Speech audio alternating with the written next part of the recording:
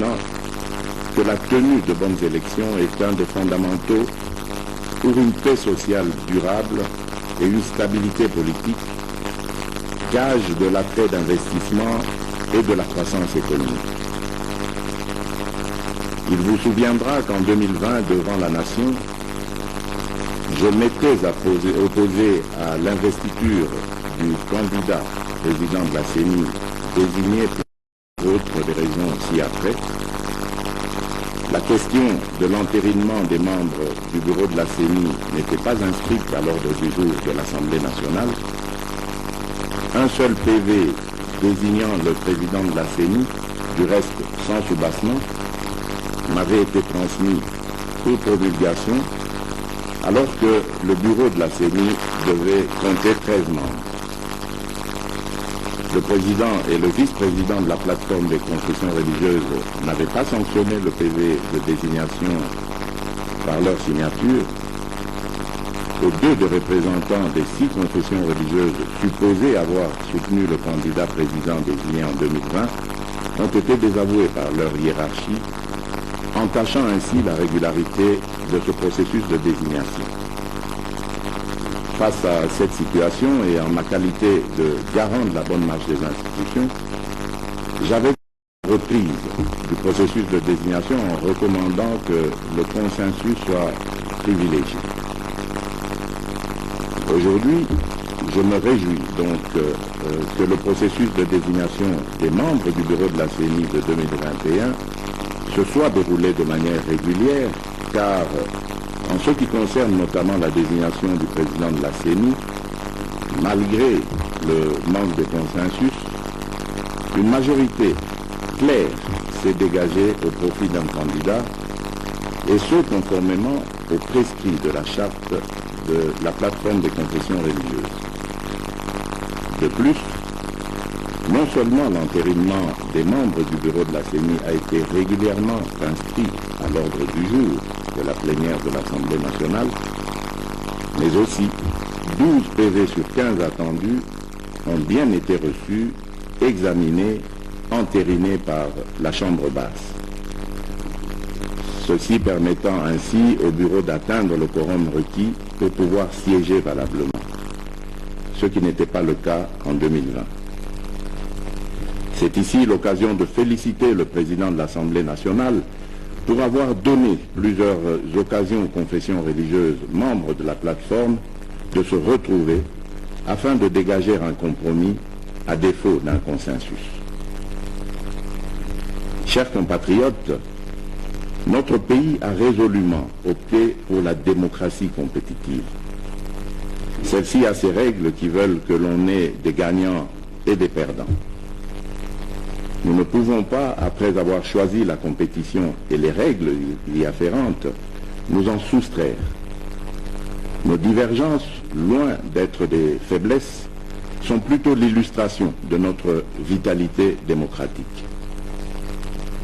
Au regard de tout ce qui précède, j'ai décidé de signer l'ordonnance désignant les membres du nouveau bureau de la CENI. J'exhorte vivement ces derniers à œuvrer pour l'organisation d'élections libres, démocratiques et transparentes dans les délais constitutionnels. Par ailleurs, nous avons bon espoir que les 3 délégués de l'opposition seront bientôt désignés pour rejoindre cette équipe et prendre toute leur place dans ce processus qui nous concerne tous, Congolaises et Congolais. Ainsi, j'invite d'ores et déjà les organisations nationales et la communauté internationale, à travers ces missions d'observation, à nous accompagner afin de garantir la tenue d'élections crédibles en 2023.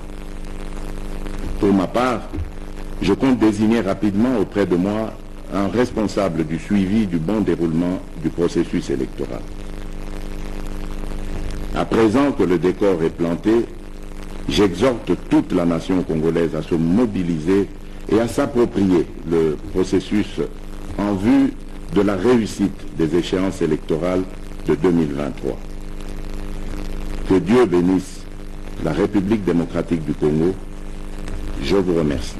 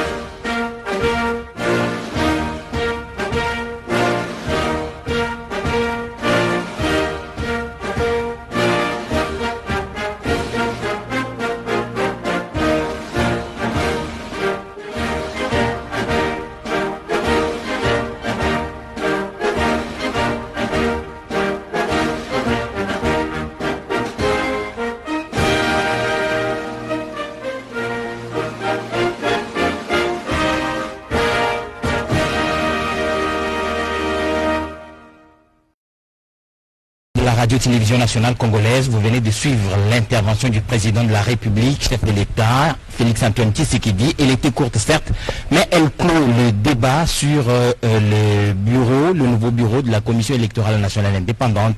Ceux qui ont été entérinés par l'Assemblée nationale vont être ceux qui vont diriger le nouveau bureau de la Commission électorale nationale indépendante. Ils seront dirigés par Denis Kadima et l'ordonnance y relative a été signée par le président de la République. Il l'a dit lui-même, Anita Luamboa. C'était donc l'essentiel du message du président de la République ce soir, et que la République est fixée sur les prochaines étapes de l'organisation des élections en République démocratique du Congo.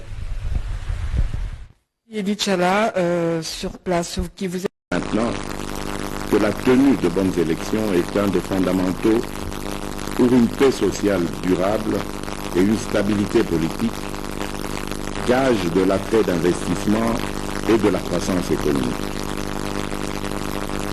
Il vous souviendra qu'en 2020, devant la nation, je m'étais opposé à l'investiture du candidat président de la CENI désigné pour d'autres raisons ci-après. La question de l'entérinement des membres du bureau de la CENI n'était pas inscrite à l'ordre du jour de l'Assemblée nationale.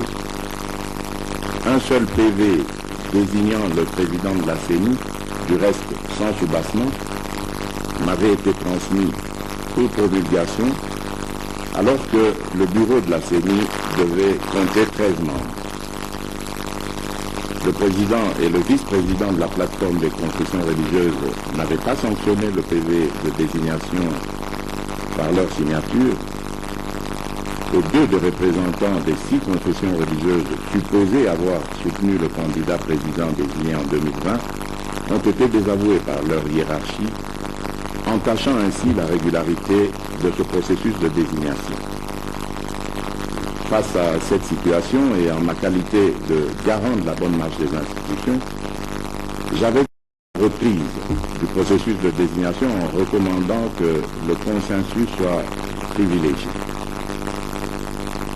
Aujourd'hui, je me réjouis donc que le processus de désignation des membres du bureau de la CENI de 2021 se soit déroulé de manière régulière, car en ce qui concerne notamment la désignation du président de la CENI, malgré le manque de consensus, une majorité claire s'est dégagée au profit d'un candidat, et ce conformément aux prescrits de la charte de la plateforme des confessions religieuses.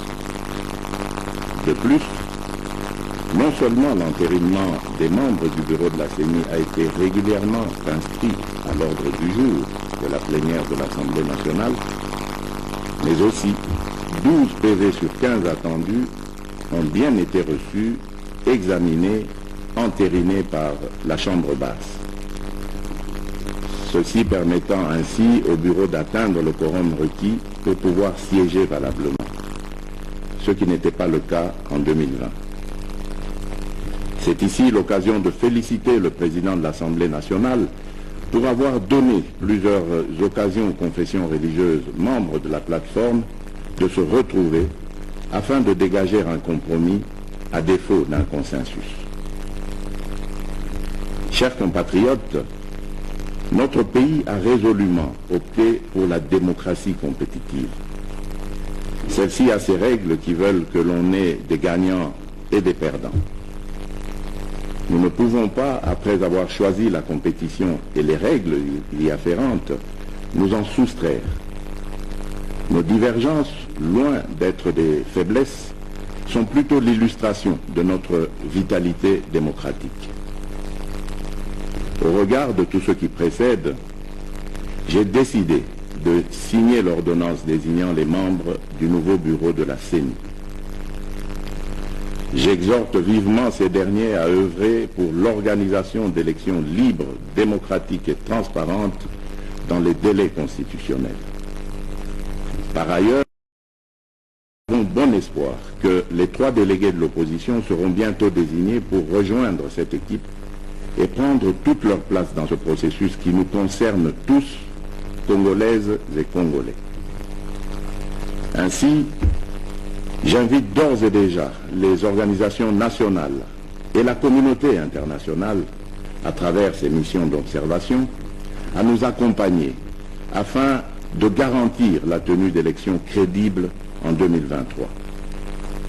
Pour ma part, je compte désigner rapidement auprès de moi un responsable du suivi du bon déroulement du processus électoral.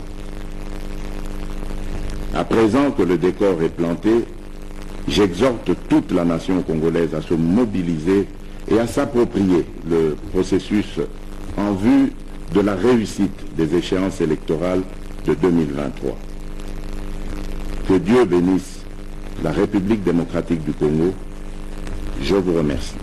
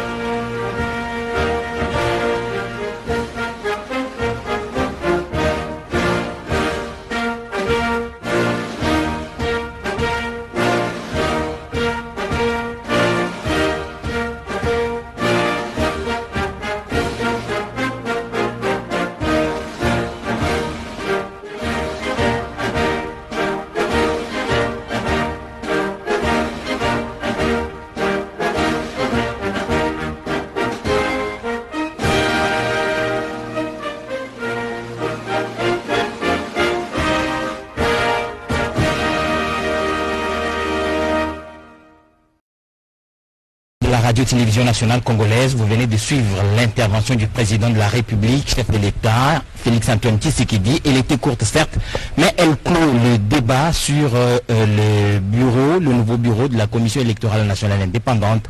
Ceux qui ont été entérinés par l'Assemblée nationale vont être ceux qui vont diriger le nouveau bureau de la Commission électorale nationale indépendante. Ils seront dirigés par Denis Kadima et l'ordonnance y relative a été signé par le président de la République. Il l'a dit lui-même, Anita Luamboa. C'était donc l'essentiel du message du président de la République ce soir, et que la République est fixée sur les prochaines étapes de l'organisation des élections en République démocratique du Congo.